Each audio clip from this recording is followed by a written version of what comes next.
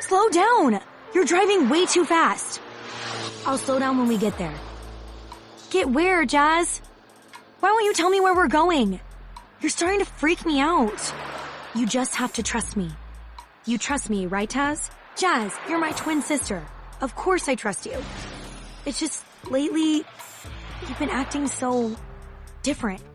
It's like... Like what? Like you have a secret you're not telling me. I thought we told each other everything. We do, but... Jazz, watch out! Jazz slams on the brakes. The car comes screeching to a halt at a red light, just before a large truck barrels across the intersection in front of them. Jazz and Taz exhale at the same time. Sorry, I got distracted. You're never distracted like this. Taz looks around at the deserted highway. What's wrong, Jazz? Where are we? Look, there's something I need to tell you. Jazz cranes her neck, looking around, almost like she's making sure they're not being followed. Another truck flies through the intersection. Just then, Jazz leans over to Taz and whispers something in her ear. What? I couldn't hear what you said. You will. The light turns green. Jazz starts the car, when suddenly another truck comes barreling toward them, through the red light on the other side, and crashes into their car. Taz screams as she watches the truck smash into the driver's side door and then... Ah! She jolts awake. She looks around. She's not in the car anymore. It's pitch dark. She's alone. And that's when she realizes it was just a dream. The same dream she's been having every night for the past month. And tonight is the 1-year anniversary of her sister Jazz's death.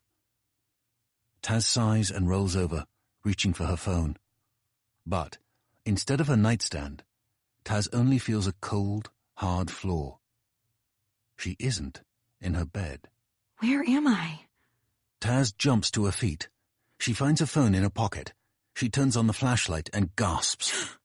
She's definitely not in her dorm room. She's in some sort of classroom, with colored rugs, tiny tables and crayon drawings on the walls. Taz runs her fingers along the surface of one of the tables. Dust. She starts to panic. She reaches for her phone to text her best friend Eric, but then she stops herself. They haven't spoken in weeks. Not since Taz started dating her new girlfriend, Corey. She decides to text Corey instead. Wake up, please. What's wrong? It's the middle of the night. I had the nightmare again. The one about my sister, the night she died. I'm so sorry, babe. Every time it's the same. She tries to tell me something right before the crash, but I can't hear what she's saying. I'm gonna come over, help you work through this. No, that's the thing. I'm not home. I think I was sleepwalking. What? It happens to me sometimes, when something weird is going on with dark matter. My power, it sort of guides me places. Taz, this is not okay. You could get seriously hurt. Please, don't be worried.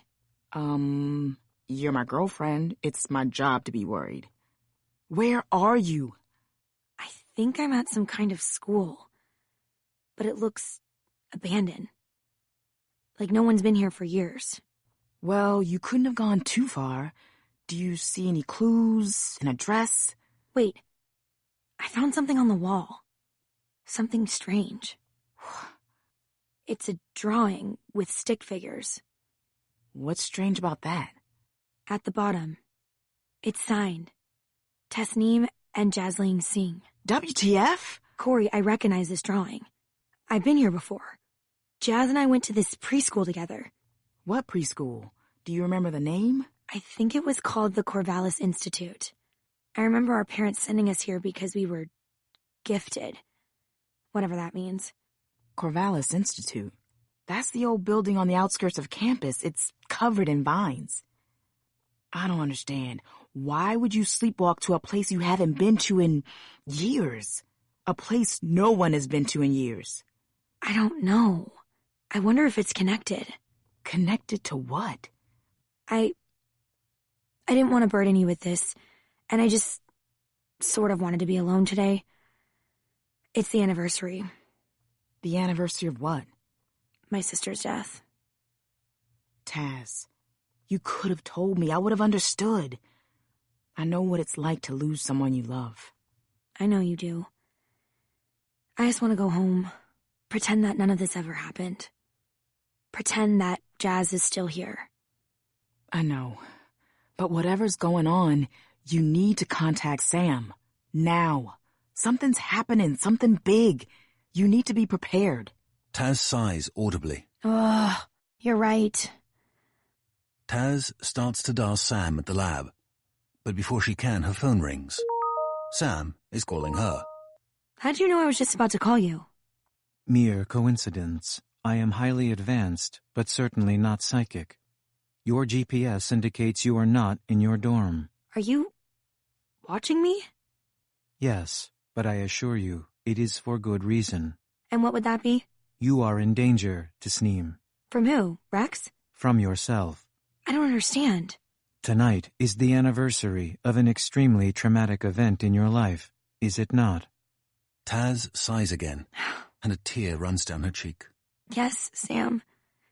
Jazz died a year ago today. Indeed. And while I do not have personal experience in these matters, I believe you are feeling intense emotions right now, such as sadness, guilt, and anger. Yeah, that's about right. Such emotions are natural. Thanks, Sam. Thanks for understanding. It is not a matter of understanding. I am trying to warn you. Warn me about what?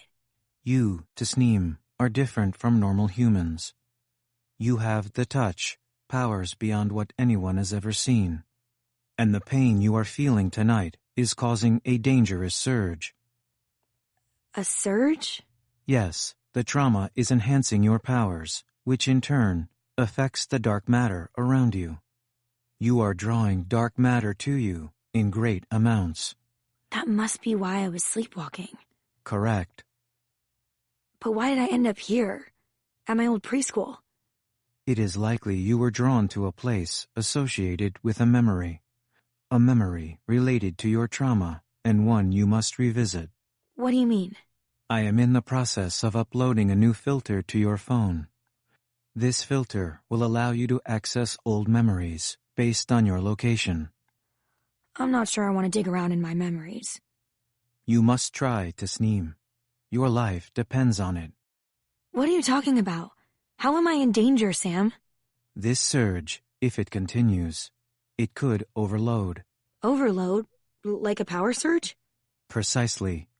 And you could perish. You mean I could die? Because of my emotions? It is slightly more complicated than that, but yes. Your mission is to control your powers and reduce the levels of dark matter you are attracting before you self-destruct. Wow. Okay. Good luck, Tasneem. Wait, Sam! Taz hears a click as the cord disconnects, and Snapchat opens on her phone. But before she can see her new filter, she hears something. A creak in the floor, just outside the classroom door. Someone is there. Taz slips her phone back into her pocket. Her hand shaking, she tiptoes to the door. She takes a deep breath and reaches for the knob. And just then the door flies open. Taz jumps back. Taz? It's Corey, carrying a flashlight and dressed in sweats. Tired, but still beautiful. Taz runs into her arms. Corey pulls Taz into an even deeper hug. You scared the crap out of me. Sorry, I just wanted to get here as fast as I could. You didn't have to come. Yes, I did. Come on, let's get you home. I can't. There's something I have to do here first. Taz tells Corey about her conversation with Sam. As she explains the danger she's in, Corey's eyes fill with worry. Then Taz pulls out her phone and looks at Snapchat. She has a new filter. At the bottom of the screen are the words, flashback filter. Taz holds the filter up to a wall in the classroom, and she sees the outline of an old door. Taz shows Corey her phone. What's that? I think it leads into a memory. I need to go in there. Then I'm going with you. She grabs Taz's hand. We'll go into this memory together. Taz nods and taps the door on her screen. As she does, the door from the filter forms in front of them. Whoa. You see it too? Yeah, I also have the touch, remember? Right. God, this is insane.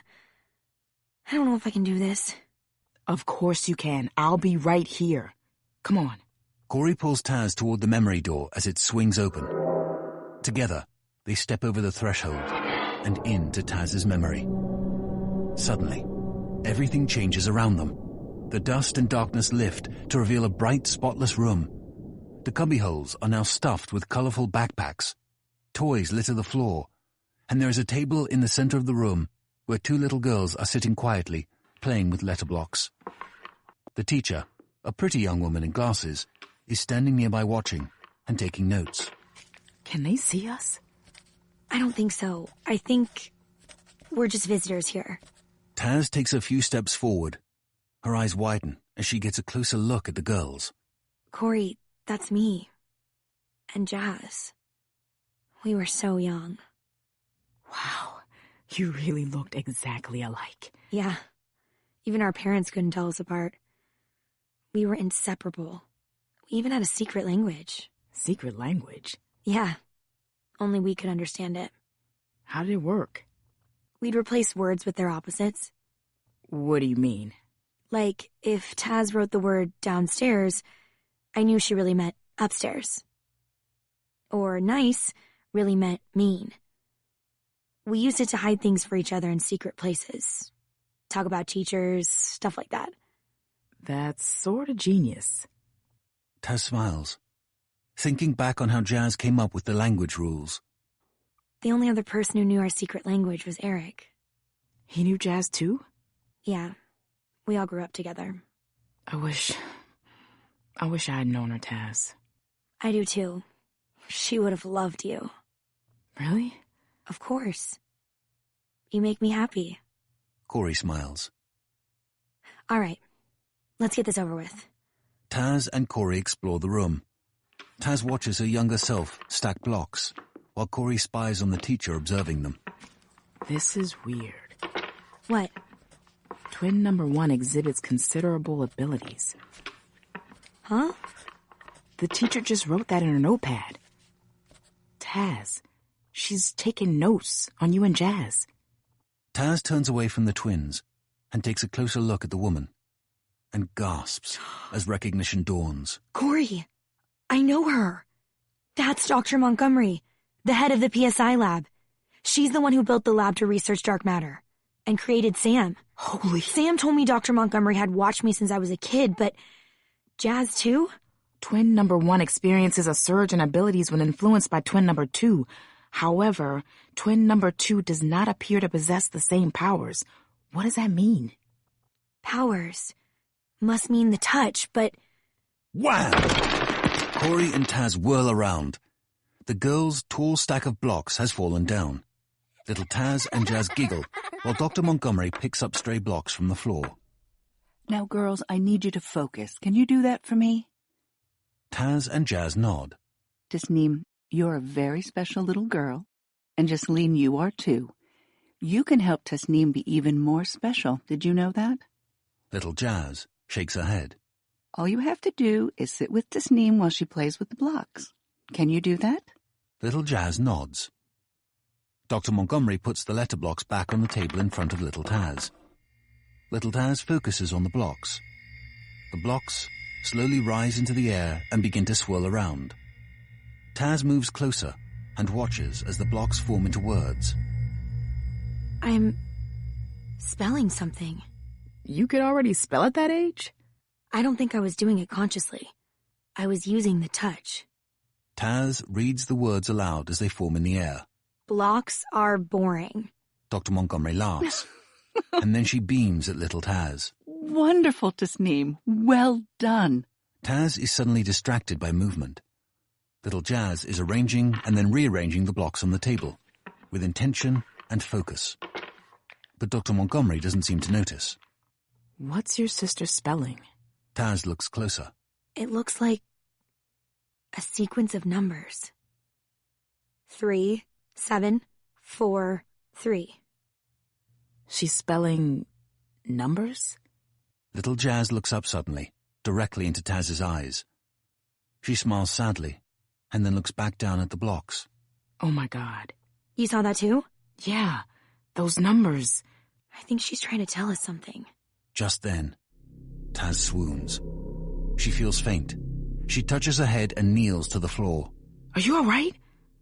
Taz stands up again slowly, her legs shaking. She can feel the dark matter surging around her. Let's get out of here. I jotted the numbers down in my phone. We need to figure out what they mean before it's too late. Corey nods, and together the girls head for the memory door. They step through. The scene whirls, and Corey and Taz burst out of the door, out of the memory, back in the dark, deserted school. A shadow of its former self. A memory of the past. Taz and Corey look down at Taz's phone.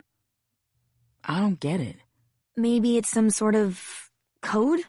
Maybe, but for what? I don't know. It's just a jumble of numbers. Wait. I know how we can figure this out.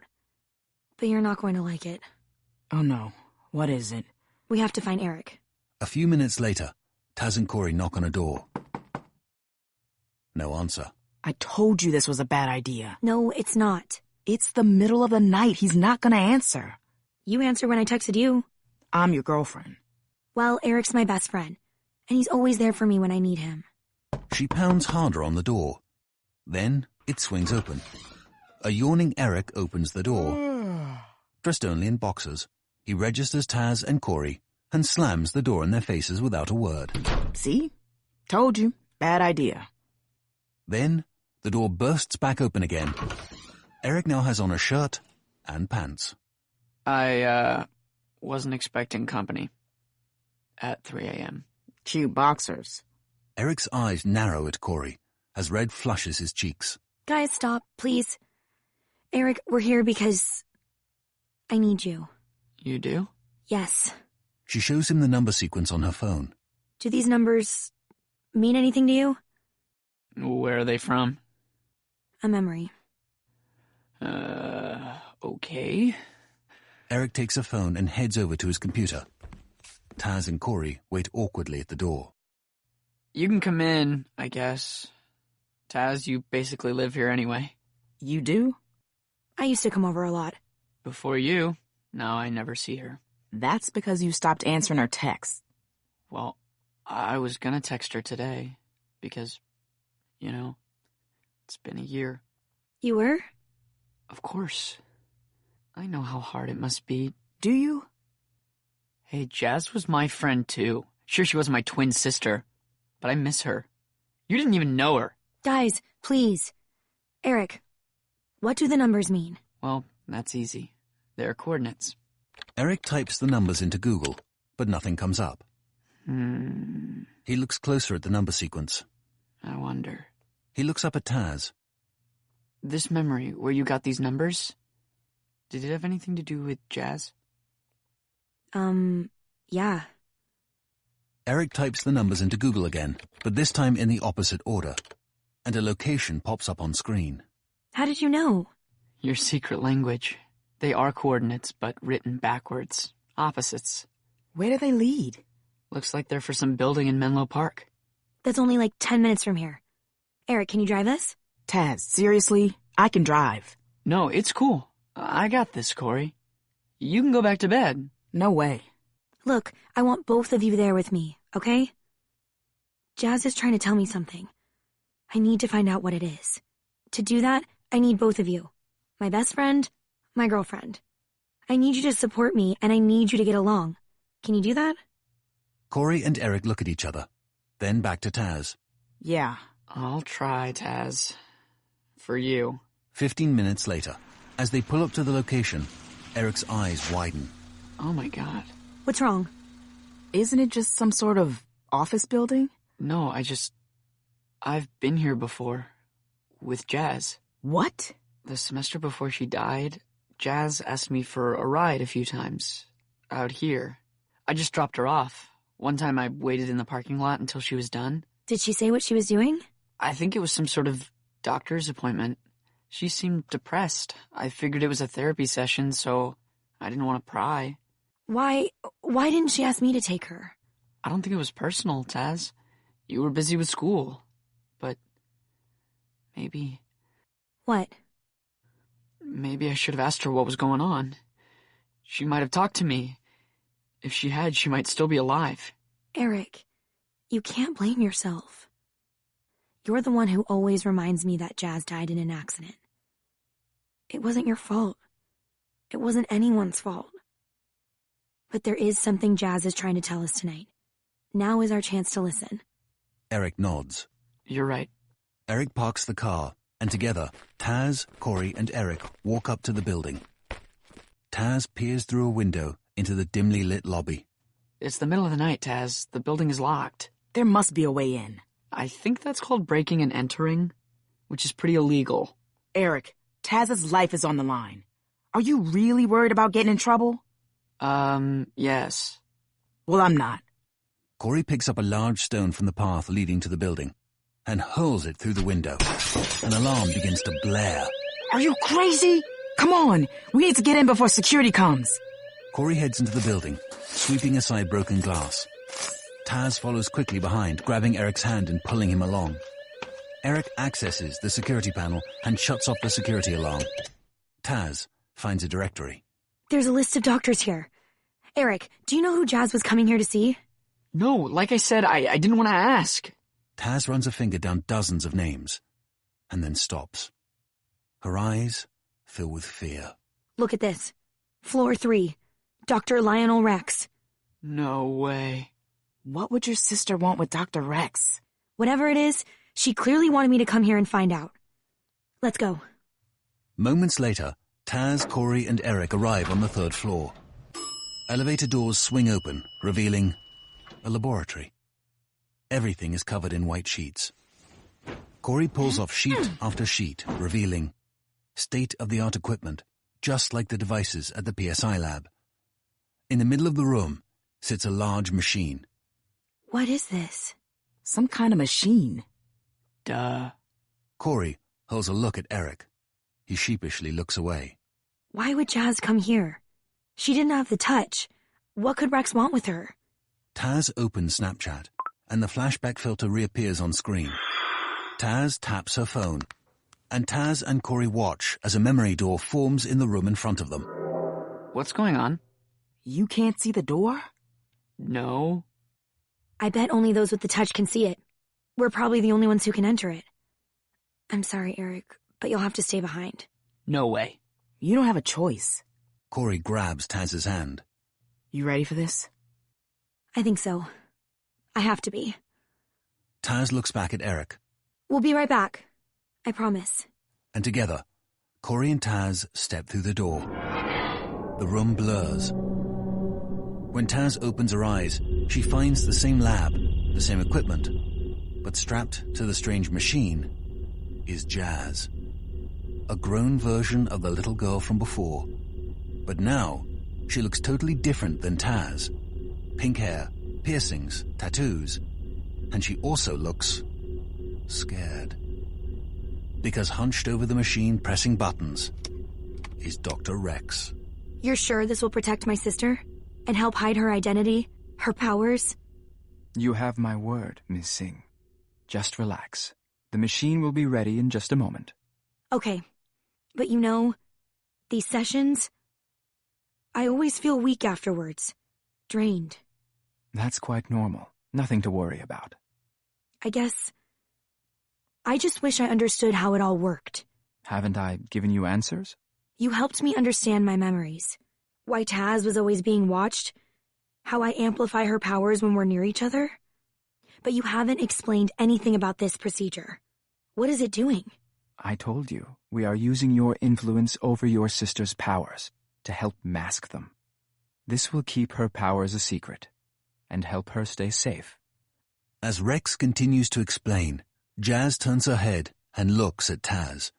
She stares right into her eyes and says, He's lying. Then she turns back to Rex. Taz doesn't remember those memories from your childhood. She has forgotten about her powers. It must remain that way, for her own safety. Don't you agree? Jazz hesitates for a moment, then nods. Excellent. The machine is ready. Are you? Yes. Rex flips a lever, and Jazz instantly droops. Jazz! Taz runs towards her sister. Please, Jazz, wake up. Jazz's eyes flutter as she tries to focus on Taz. Taz, I need to tell you something. The lights in the room begin to flicker, and the memory door begins to fade. Corey grabs Taz's hand. I think we need to get out of here, now. But before Corey can lead Taz out of the memory, Jazz grabs her shoulder. Stop where they aren't silent. But I can see you. What? Corey yanks Taz toward the memory door. Just as Corey steps over the threshold, Taz loses her grip on Corey's fingers. She looks back at Jazz as the memory fades, and Jazz looks up at Taz one last time, like a ghost. And then, she's gone. Taz stumbles through the door after Corey, back into the present. Her vision blurs, and when it clears, she sees him. Rex. In real life, standing over her. Taz squirms, trying to pull herself to her feet, but then she realizes she's been strapped to a table, and Rex is hooking himself up to the machine. The same machine that he was just using on her sister in the memory. Hello, Miss Singh. Where's Eric? Where's Corey? Your friends? I didn't see them. They must have left you. How did you know I'd be here? Did you think I wouldn't notice a spike in dark matter? Of course, it all leads back to you. And you led me here. To my own facility. What did you do to my sister? I assure you, your sister was a willing volunteer. She sought me out. She knew about your powers. Somehow, the memories from your childhood came back to her. But instead of telling you, she sought answers for herself. Dr. Montgomery was already missing at that point, so Ghislaine had nowhere else to turn. She was afraid that your powers would put you in danger. So, I offered her a solution. Rex taps on his machine with pride. What were you doing to my sister? This brilliant machine, which I built, sucks the powers of the touch from one individual into another. I tried to channel your powers into your sister, to see if it could be done. But it didn't work. I still have my powers, and Jazz never had the touch. True. That is because of a slight oversight in my initial experiments. You see, in order for the machine to work, it requires the physical presence of the power source. Rex walks over to Taz and places 2 electrodes onto her temples, one on each side. I surmised as much toward the end of my experiments with your sister. It was clear she wasn't gaining your powers. Instead, she seemed simply to be growing weaker. But alas, I wasn't able to convince her to bring you to me. And then her unfortunate accident occurred. However, I have upgraded my machine, and now I have my power source. Rex pats Taz on the arm, and she flinches. And this time, I'll be transferring your powers to a more deserving host. Rex takes the other ends of Taz's electrodes and attaches them to his own temples. Me. Rex then walks over to the machine and pulls a lever. The device begins to whir. Taz screams in pain, feeling the power drain from her body. Meanwhile, Corey and Eric crouch together behind a closed door. What's happening? I don't know. Corey pulls a phone out of her pocket and opens Snapchat. Is that? Taz's phone. She dropped it in the memory when she ran over to Jazz, before we got separated. Yeah, you came out first. Rex was at the lab door. I could hear his keys in the lock. I grabbed the first hand I saw. I know, and I thought Taz was right behind me, but I lost her grip. Anyway, thanks. For what? For grabbing me, pulling me into this closet.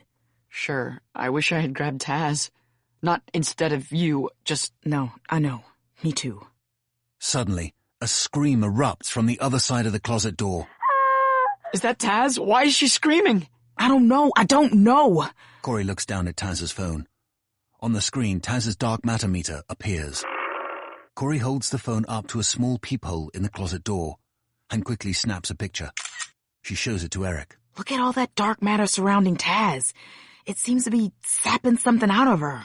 The touch. And transferring it to Rex. Taz looks so weak. It's like he's sucking the life out of her. We have to stop that machine. I think I have a plan. If you'll hear me out. How do I know you're not still working with Rex? How could you even think that? Maybe because just a few weeks ago you helped him capture Taz? He was blackmailing me. So what? Corey takes a deep breath. Eric, it might be too soon to say this, but I love Taz. I don't want to see her hurt. I hate myself for betraying her the first time. Trust me, I do. But I can't change that now. All I can do is try to show her every day how much she means to me. And I know this hasn't been easy for you, seeing Taz with someone else. But I think I make Taz happy.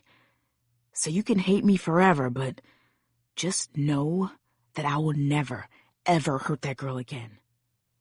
Eric looks at Taz through the peephole and sighs. He looks back at Corey, a steely look in his eyes. What's your plan? Moments later, tears streak down Taz's face as she struggles against the invisible force of the machine. Rex sits beside her in a trance. Taz can hardly stand the pain any longer. But then, she spots Corey and Eric sneaking out of a closet back into the lab. Corey places a finger to her lips, urging Taz to stay quiet. She crawls up to Taz and crouches behind the table. She grabs Taz's hands, and she whispers, It's okay. I'm here now. Focus on me. Remember how we overpowered the quantum entanglement machine with our connection? You need to do that again. Magnify your powers. But Sam warned me that if I let my powers surge... You're connected to a machine that's transferring your powers to Rex. So Eric and I think the full surge will hurt Rex, and not you. Taz nods, her teeth gritted against the pain. How am I supposed to tap into that power? You're not connected to me anymore. And Jazz isn't here to magnify my powers either. I'm alone. You are not alone, Taz. And I know it's hard to imagine thinking about anything good or happy right now. Especially tonight. But you can do it. You have to try. Taz shakes her head slowly, more tears streaming down her cheeks. Corey squeezes her hands tighter. Earlier you said that Jazz would like me because I make you happy. I wish I'd met her, Taz. But if tonight has proven anything to me, it's that she's still here. She's with you. She sees you. And I think she would be so proud of you. Proud of everything you've done. Proud of your powers. But most of all, she'd be proud of you for being who you are. Corey looks at Eric and smiles. And for always prioritizing the people you love. Through her tears, Taz locks eyes with Corey. She looks at Eric, who nods at her. Taz nods back. Then, she closes her eyes. A shock jolts Corey's hands, forcing her to drop her grip on Taz. She quickly opens Snapchat on Taz's phone and watches as the dark matter surrounding Taz surges. But instead of enveloping Taz and destroying her, it seems to move toward Rex and surrounds him in a thick cloud. His eyes widen, the surge shocking him out of the trance. What? What's happening? He looks over to Taz. What are you doing? A slight glow begins to emanate from Taz's skin. Corey watches the dark matter form a deep, jet-black cloud around Rex's heart. It seeps into his body, overpowering him from within. His body begins to turn translucent. Corey looks to Taz, then to Eric, who is standing over Rex, a hand on a lever of the machine. Corey and Eric lock eyes. Stop it! Stop! If you pull that lever, all her power will surge into me at once. That's the idea. Eric! Eric whirls to look at Corey and Taz, whose body has lifted slightly from the table, floating. Eric, do it! Now! Eric yanks the lever. Taz's back arches as the dark matter she's been harnessing charges into Rex. Horror passes over Rex's face for just a moment. And then, suddenly, he vanishes. Rex's body is gone, leaving nothing but dark matter in its place. Eric pulls both levers on the machine, shutting it down, and releasing Taz from the connection, restoring her powers. Taz slumps back onto the table, Corey frees her from the restraints. Taz's eyes are closed. Corey gently strokes Taz's cheek, her hand shaking. Taz? Eric runs over and puts a hesitant, single finger on Taz's arm. Taz? Taz's eyes flutter open, and she looks up at the two most important people in her life. Did it work? I think so. We used what he wanted most to destroy him. He's gone, Taz. He's been turned into dark matter. You did it. No. I was frozen with pain. You guys did that. It was your surge, your powers that did it. We just helped. Well, it was all Corey's idea. And I have to admit, it was a really good one. So the surge? Is it over? Corey holds up the dark matter meter to Taz and snaps a picture. Look, there's still a lot of dark matter around you. I think there's more you have to resolve to stop the surge from happening again. In the last memory, Jazz spoke to me. Not through blocks this time. She spoke actual words. What did she say? Stop where they aren't silent, but I can see you. What does that mean? Doesn't make much sense, but it sounds like... Our secret language. Exactly, so every word means its opposite. So stop means go. Eric starts typing on his phone. And they means we. What about where? No opposite. Corey looks at Taz, confused. We only convert words that have a clear opposite. The word where doesn't have an opposite. Oh, I see. Taz continues. Aren't means are. Silent means... Speaking? Eric nods. I can means you can't. See means here. And you means... Me. Taz and Corey both look at Eric. What do we get? Go where we are speaking, but you can't hear me. I still don't get it. Corey looks at Taz excitedly. Do you think she means... Taz nods. My nightmare. Right, your recurrent dream. Where Jazz says something right before the car crash. But I can't hear her.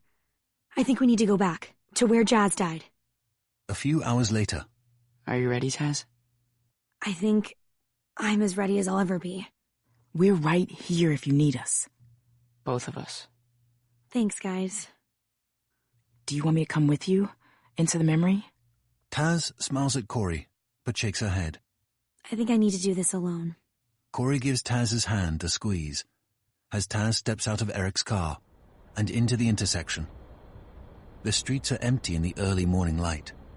Dew coats the pavement. It's almost tranquil. Taz glances over at the side of the road where a makeshift memorial to Jazz has been set up. Flowers, candles. A faded picture of Jazz hugging Taz flaps in the wind. Taz pulls out her phone, opens Snapchat, and taps on the flashback filter. The memory door appears in the middle of the intersection. Taz takes a deep breath and steps through. The memorial fades. Dawn turns to nighttime, and Taz finds herself back in the passenger seat of a car, next to her sister. Jazz, watch out! Jazz slams on the brakes. The car comes to a screeching halt right at a red light. Jazz and Taz exhale at the same time. Sorry, I got distracted. You're never distracted like this. What's wrong, Jazz? Look, there's something I need to tell you. Jazz leans over and whispers something in Taz's ear, but Taz can't hear. The light turns green and Jazz starts driving. And then a truck flies into the intersection and crashes into their car. The car flips over. The windshield shatters. Taz's head slams against the dashboard, and when she opens her eyes, she finds Jazz, bleeding, losing consciousness. Jazz! Jazz, wake up! Stay with me! Taz. Listen carefully. Jazz leans over in her seat. She starts to whisper something in Taz's ear, and this time Taz can hear her. It's my soul, Taz. When Rex used that machine on me to steal your powers, it ripped me apart. And now there's something wrong with my soul. I don't understand. What does that mean? I'm not going to make it tonight. I'm too weak. Taz starts to cry. Her sister is dying all over again. You'll survive this accident. And you'll feel guilty about it. But don't, because it's not your fault. And I know you'll find a way to make this right. You're the only one who can fix my soul. How, Jazz? How do I fix your soul? How can I bring you back? Taz pulls on her sister's arm, but Jazz's body is limp. She's already gone. No, please. Wake up, Jazz. I can't lose you again. Wake up! The scene begins to fade. Taz's vision blurs. She pries herself out of the car, tumbles onto the asphalt, and crawls toward the memory door. Darkness begins to encroach on either side of Taz's periphery. She pulls herself blindly through the memory door, and sunlight streaks into her vision as she returns to present day. Taz, wake up. Opening her eyes, she finds herself in Corey's arms. She's lying on the side of the road next to Jazz's memorial. Eric is crouched on the ground beside them. He places a hand on her arm. Taz, you're back. It's okay. Taz jolts upright. She wraps her arms around them, both Corey and Eric, and she squeezes them tight. Did you see her? Taz nods. It was so real. What happened? Can you talk about it? Taz nods. She swallows. Jazz told me. It was Rex. What? No, that machine. Taz steadies herself. It did something awful to her soul. It made her weak. If it hadn't been for Rex, what he did to her, she would have survived. Oh, Taz. Eric's eyes fill with tears. No. Don't you get it? Taz smiles through her tears. You were right all along. All this time, you told me not to feel guilty about Jazz's death. And now, I know Jazz doesn't want me to feel guilty either. She wants me to save her. Corey envelops Taz in another hug. We'll help you, whatever you need. We'll be right here. Taz smiles at her girlfriend, and then at Eric. I know you will. Corey takes Taz's phone and opens Snapchat, pulling up the dark matter meter. She snaps a picture of Taz. Look, the surge. It's gone. You're safe now. Taz slings one arm around Corey, pulls Eric in with the other, and looks at each of their faces, both full of love and support. Of course I am.